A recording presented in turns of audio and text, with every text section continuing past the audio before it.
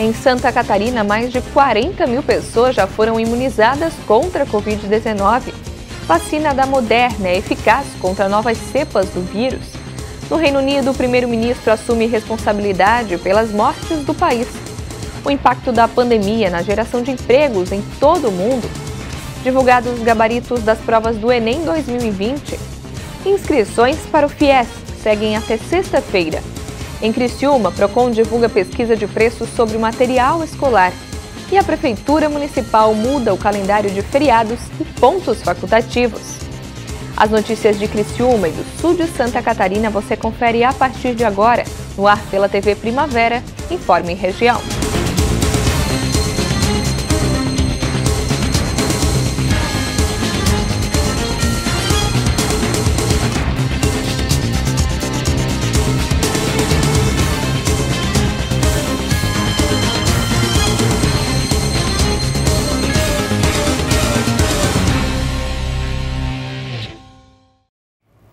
Quarta-feira, 27 de janeiro de 2021. Para você que acompanha a TV Primavera, uma boa tarde. A imunização contra o coronavírus segue em Santa Catarina. Mais de 40 mil pessoas já foram vacinadas por aqui. Até o fim da tarde dessa terça-feira, Santa Catarina havia aplicado 48.733 doses da vacina contra o coronavírus. O levantamento é da Diretoria de Vigilância Epidemiológica do Estado e foi feito com base em informações enviadas pelos municípios entre os dias 19 e 26 de janeiro. Mas, segundo a diretoria, como não são todos os municípios que divulgaram as informações, o levantamento é preliminar e o número pode ser maior. Na primeira remessa, o Estado recebeu um total de 144.040 doses da vacina da empresa Sinovac Butantan. Foram distribuídas 71.040 doses para as 17 unidades descentralizadas de vigilância epidemiológica de Santa Catarina, que armazenaram e distribuíram as doses a todos os 295 municípios catarinenses. As doses restantes estão armazenadas na Central Estadual de Rede de Frios da Diretoria de Vigilância Epidemiológica e serão utilizadas na segunda dose. Esse envio ocorrerá a partir do dia 2 de fevereiro. Para que a pessoa seja considerada imunizada, é necessária a aplicação de 2 doses, com intervalo de 15 dias.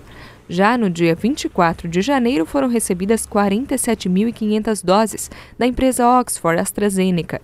Essa vacina também deve ser utilizada no esquema vacinal de 2 doses, mas o intervalo entre as doses é de 12 semanas. Assim, todo o quantitativo foi encaminhado às regionais de saúde nos dias 25 e 26 de janeiro. Com intervalo maior, existe a expectativa de que a segunda dose seja encaminhada com o início da produção nacional da vacina pela Fundação Oswaldo Cruz, a Fiocruz, que está prevista para começar em fevereiro. E no dia 25 de janeiro foram recebidas mais 21.600 doses da Sinovac Butantan.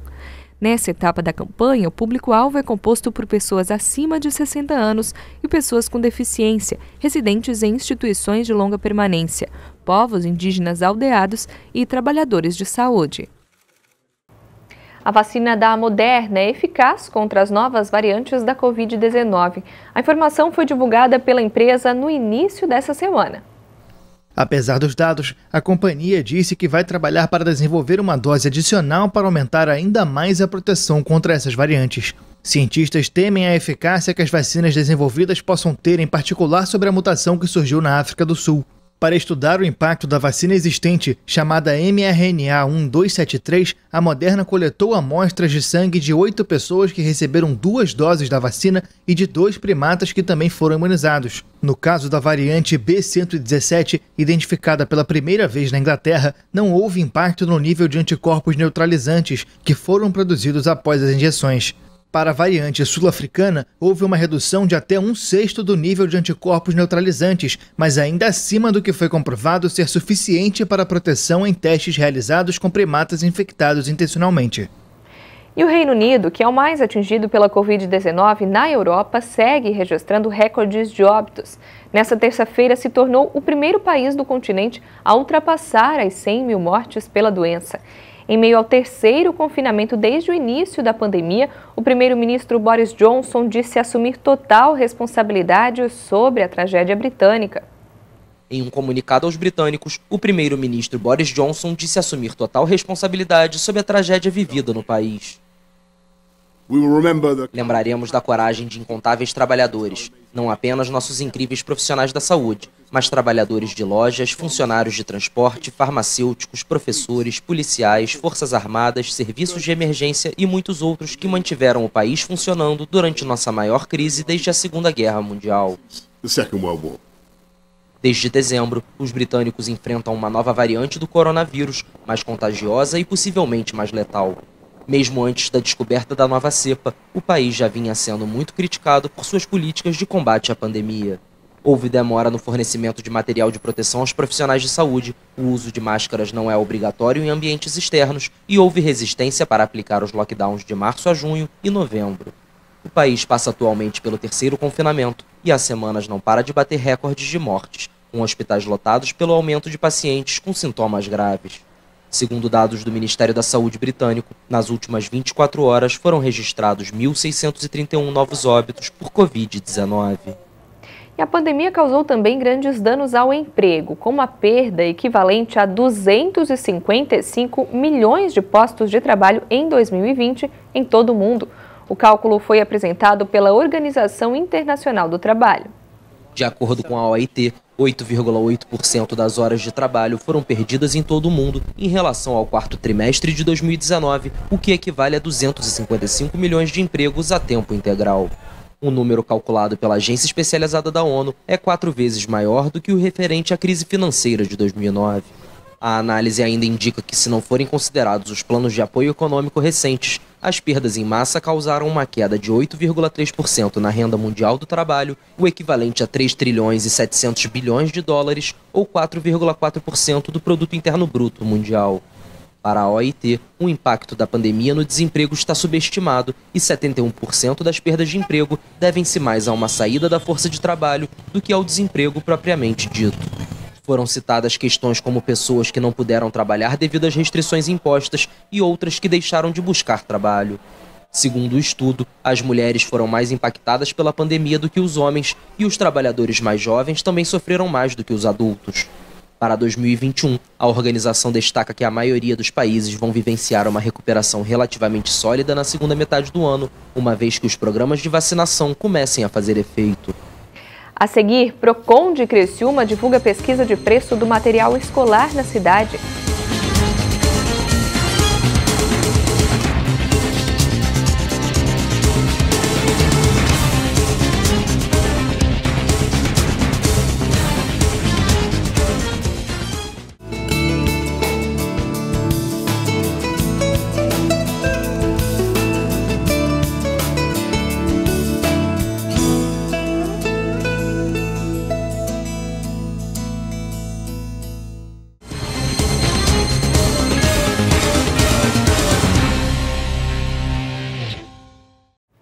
Já está disponível o gabarito oficial das provas do Enem. Confira na reportagem. O Instituto Nacional de Estudos e Pesquisas Educacionais Anísio Teixeira, o INEP, divulgou nesta quarta-feira os gabaritos oficiais das provas objetivas do Exame Nacional do Ensino Médio, o Enem de 2020. Os participantes poderão conferir as respostas corretas do exame no site do INEP e no aplicativo do Enem. O Enem impresso foi aplicado nos 2 últimos domingos, dias 17 e 24 de janeiro. Os participantes resolveram questões objetivas de matemática, ciências da natureza, ciências humanas e linguagens. Fizeram também a prova de redação, a única subjetiva do exame. Mesmo com os gabaritos em mãos, não é possível saber a nota do exame. Isso porque o Enem é corrigido com base na chamada teoria de resposta ao item, que leva em consideração, entre outros fatores, a coerência de cada estudante na própria prova. Ou seja, se ele acertar questões difíceis, é esperado que acerte também as fáceis. Se isso não acontecer, o sistema entende que pode ter sido por chute. O estudante, então, pontua menos que outro candidato que tenha acertado as mesmas questões difíceis, mas que tenha acertado também as fáceis. A previsão para a divulgação dos resultados finais é dia 29 de março. Nessa data, os participantes saberão também quanto tiraram na redação. Ao todo, segundo o INEP, cerca de 2,5 milhões de candidatos fizeram as provas esse ano, número que representa menos da metade dos participantes inscritos nas provas. O Enem 2020 terá ainda uma versão digital, que será aplicada nos dias 31 de janeiro e 7 de fevereiro. E para quem busca um financiamento para cursar o ensino superior, as inscrições para a primeira edição do Fundo de Financiamento Estudantil, o FIES, de 2021, já estão abertas. A realização de um sonho. Evelyn conseguiu o financiamento estudantil FIES quando estava no segundo semestre de jornalismo. Sem o auxílio, teria de abandonar a faculdade. Isso mudou a minha vida, mudou a minha realidade. Sem o FIES eu não conseguiria cursar o curso superior e teria que arrumar um outro meio, ou a minha vida tomaria outro curso. E com o programa eu consigo fazer a faculdade e me preocupar com esse 50% do valor só quando eu já estiver mais estável. E quem, assim como a Evelyn, vai tentar o financiamento estudantil para fazer uma faculdade, atenção! As inscrições para o FIES começam nesta terça-feira, dia 26, e vão até sexta-feira, dia 29. Para esta edição, não será possível usar as notas do Enem 2020, cujas provas ainda estão sendo aplicadas. O FIES financia parte da mensalidade do curso superior em instituições particulares de ensino. Para ter acesso ao fundo, é preciso ter renda familiar bruta mensal por pessoa de até 3 salários mínimos.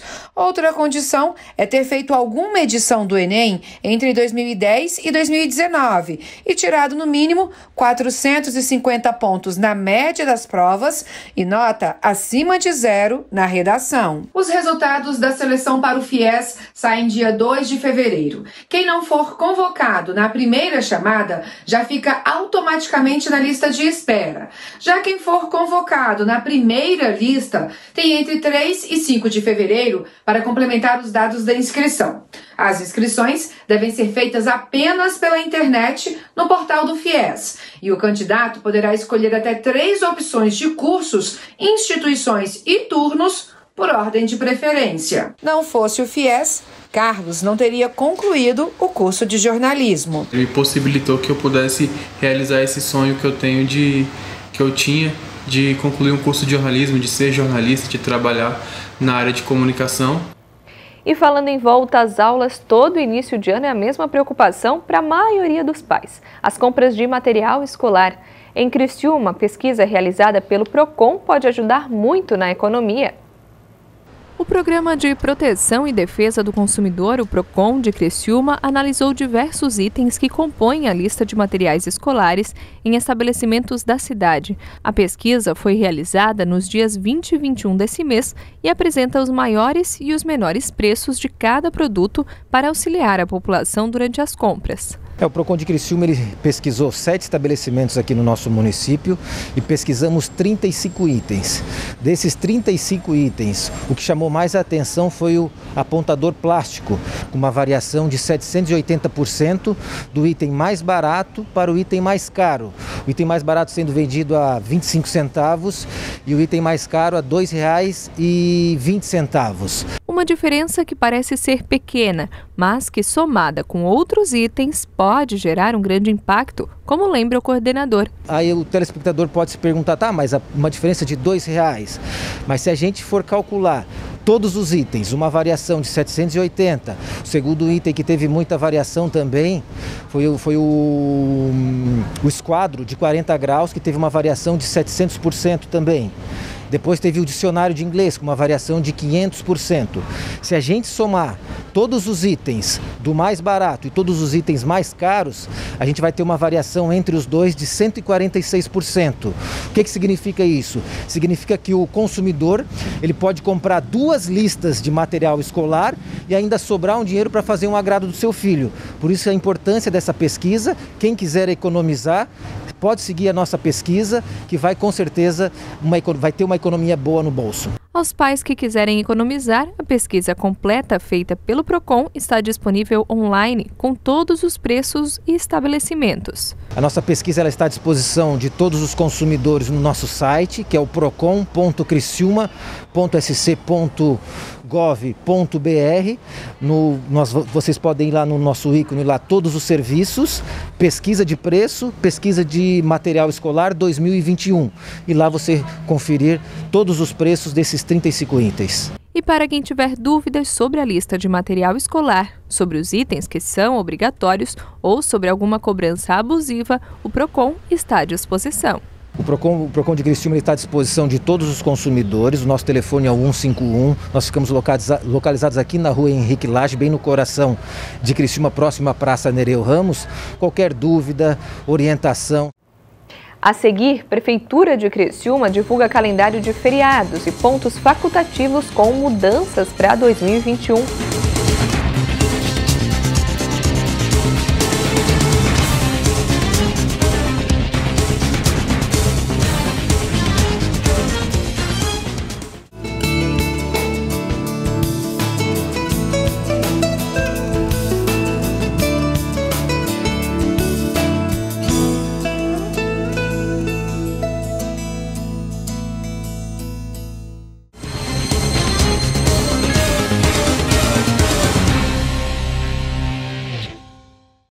A Secretaria de Educação de Santa Catarina estará sob nova gestão nos próximos dias. O deputado estadual Luiz Fernando Cardoso Vampiro aceitou o convite feito pelo governador Carlos Moisés e assumirá o comando da Secretaria de Estado da Educação. O parlamentar já tem realizado reuniões com o atual secretário Natalino Gione e servidores da pasta para tomar conhecimento de projetos em andamento e trocar informações com as equipes. A data da posse ainda não foi definida. Natural de Criciúma, o futuro secretário tem 47 anos, formação em Direito e experiência em Gestão Pública. Essa é a segunda vez que Luiz Fernando Vampiro ocupa o cargo de secretário de Estado. Entre janeiro de 2017 e março de 2018, esteve à frente da pasta de Infraestrutura. Antes, também foi secretário de Desenvolvimento Regional em Criciúma. A Prefeitura de Criciúma definiu os feriados e pontos facultativos que serão seguidos pelas repartições públicas do município. Confira na reportagem. O calendário de feriados e pontos facultativos foi publicado no Diário Oficial do município na última sexta-feira, dia 22 de janeiro. A publicação pode ser conferida no site da Prefeitura, o www.criciúma.sc.gov.br. A Prefeitura não incluirá o Carnaval, dias 15 e 16 de fevereiro, como ponto facultativo. O feriado religioso de Corpus Christi será comemorado no dia 3 de junho, sem ser prolongado. Por serem pontos facultativos, o Dia do Professor, 15 de outubro, e o Dia do Servidor Público, 28 de outubro, não foram incluídos no calendário do governo municipal, sendo mais 2 dias que os servidores vão trabalhar normalmente. A educação e a saúde seguem calendários próprios. Já os serviços essenciais, como coleta de lixo e defesa civil, não estão inclusos nas datas. Pelas redes sociais, o prefeito Clésio Salvaro disse estar sendo questionado sobre o calendário e explicou as principais mudanças. Algumas pessoas têm me questionado sobre o calendário dos pontos facultativos para 2021.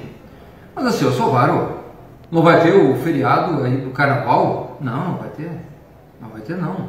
Não vai ter carnaval, portanto não vai ter feriado. Aliás, isso é uma vergonha, né? Nunca deveria ter. Parar uma nação por causa do carnaval. Então, não vai ter. É para trabalhar mesmo. É para colocar o serviço em dia. A outra questão também, o pessoal fala assim, está aí dia do servidor público. Não vai ter feriado. Dia 1º de maio, como todos os outros. Somos todos trabalhadores. Assim. Aí o dia do professor. Sim. Vai ter o feriado, dia 1º de maio. Gente, pelo amor de Deus, nós precisamos produzir ainda mais este ano para compensar aquilo que a gente não produziu o ano passado, o ano 2020. Vamos trabalhar, vamos vencer a crise com o trabalho, parar de ficar falando mal de um ou de outro e vamos produzir. Vamos fazer isso? Bom, e se você tem dúvida, você vai ali no site da Prefeitura, no Diário Oficial, e você pega o calendário para 2021. Nós vamos acompanhar a partir de hoje uma série especial sobre o mercado imobiliário. E você vai conhecer agora os métodos alternativos de construção que já estão ganhando espaço no Brasil. Métodos alternativos de construção existem há décadas em outros países. Só que no Brasil não conseguiram entrar com facilidade. Com o aumento dos preços dos materiais convencionais e até a escassez de alguns produtos, como o tijolo cerâmico, por exemplo, abriu-se uma nova oportunidade e as construções modulares passaram a ganhar espaço, como essa aqui, onde a estrutura da casa é feita com isopor e ferragem. Nós estamos utilizando o painel monolítico em EPS, certo? Ele é composto de isopor, o EPS, e também uma malha de aço nas duas faces desse EPS, certo? A questão de execução é feita a fundação e sobre a fundação é posto esses painéis, ele já vem com uma dimensão exata e trabalhamos de acordo com o projeto de cada cliente. Quando comparado com o método convencional, o painel monolítico ele pode chegar até 40% mais rápido. Isso porque você elimina pilares, vigas, a parte da alvenaria em si, certo? Nesse caso, estamos trabalhando com painel monolítico estrutural, que elimina toda essa questão, podendo chegar, devido a esses fatos, a 40% de economia em relação ao tempo. Quando você coloca tempo e mão de obra, isso também afeta diretamente no custo de uma obra. Então, quando você consegue trabalhar o tempo e a mão de obra de uma forma reduzida, automaticamente você consegue reduzir seu custo dentro de uma obra. Quando comparado com o painel monolítico, em até 30%. Esse outro método, o ICF, mais parece uma casa feita de Lego. Essas formas são encaixadas umas nas outras, formando as paredes. O sistema de construção é tão rápido que reduz o tempo pela metade. Depois de colocadas no lugar, as placas recebem concreto, formando uma parede sólida. O sistema é bastante prático e, ao mesmo tempo, termoacústico, deixando o interior da casa com cerca de 23 graus. O engenheiro Evandro Canhete explica por que escolheu esse método de construção. Eu busquei a sustentabilidade, né? Nós vemos que a cada dia falta matéria-prima, o meio ambiente ele é degradado a cada dia. Então, isso foi das primeiras coisas que eu busquei, foi buscar algo diferente, algo sustentável, algo que me daria agilidade, né, na produção, né? Nós vemos que a construção civil convencional ela é demorada. Além de a construção ser bastante rápida, o engenheiro garante que também é mais barata que a convencional. Com históricos já existentes de mais de 50 mil metros quadrados de obras já feitas com esse sistema, nós temos comprovado de 10% a 15% comparado ao sistema convencional. Dependendo do gerenciamento da obra, nós conseguimos até um pouco mais. Os benefícios não são apenas para os donos da casa. Quem trabalha nesse tipo de obra é só elogio. Os pedreiros que usam tanto o painel monolítico quanto o ICF não pensam mais em voltar para o método tradicional de construção. Em tudo para nós é vantagem, porque uma placa dessa, você vê que é uma placa leve, um homem sozinho pega uma placa dessa de 2,80 por 1,5 de altura, você carrega ela sozinho. E em questão de limpeza, você vê, não tem comparação, porque a obra, na altura que ela está, se fosse alvenaria, quantas caçambas de entulho já não tinha saído daqui, enquanto não saiu nenhuma até agora. Você já andaram aqui, você vê que não tem sujeira nenhuma na obra, uma obra limpa. É muito mais rápido, é uma construção limpa, você não carrega peso, pode chover que não te atrapalha você levantar as paredes. Agorinha eu estava carregando ali uma quantia em placas, se fosse levantar uma parede eu ia ter que carregar 3 a 4 carriolas de tijolos e eu estava pegando ela sozinho. Eu vou ser bem sincero, se eu tivesse a oportunidade de continuar trabalhando só com esse método, eu trabalharia só com esse método. Essa empresária escolheu a construção em container também por conta da rapidez na execução do projeto e da economia. Para ficar tudo pronto em torno de uns 15 dias. Hoje a gente trabalha aqui com 116 metros quadrados, né? E o espaço é bom. É moderno, né? A gente tem toda a praticidade, não tem problema de temperatura, que ele tem revestimento térmico e acústico, né? E assim, eu creio, se eu fosse fazer em alvenaria, o tempo, o desgaste e o custo, né? E ainda eu poderia não gostar do que estava fazendo antes. Em Dourados, interior do Mato Grosso do Sul, já existe um bairro com quase 400 casas construídas com o sistema norte-americano conhecido como wood frame. As paredes são ocas. As estruturas de madeira são revestidas por 3 tipos de placas. Essa corretora revela que no começo foi difícil convencer as pessoas, mas hoje vende com facilidade. A primeira remessa foi um pouco complicada para a gente vender, porque ninguém conhecia esse material aqui em Dourados. Mas a segunda fase agora foi bem fácil para a gente vender, teve bastante aceitação. Com a escassez de material e o aumento da procura por casas, os métodos alternativos de construção parecem um caminho sem volta no Brasil. E à medida que se tornarem mais conhecidos, ganharão ainda mais espaço. E com essa informação nós fechamos a edição de hoje do Informe Região. A gente se vê novamente a qualquer momento na nossa programação com mais informações. Uma boa tarde para você.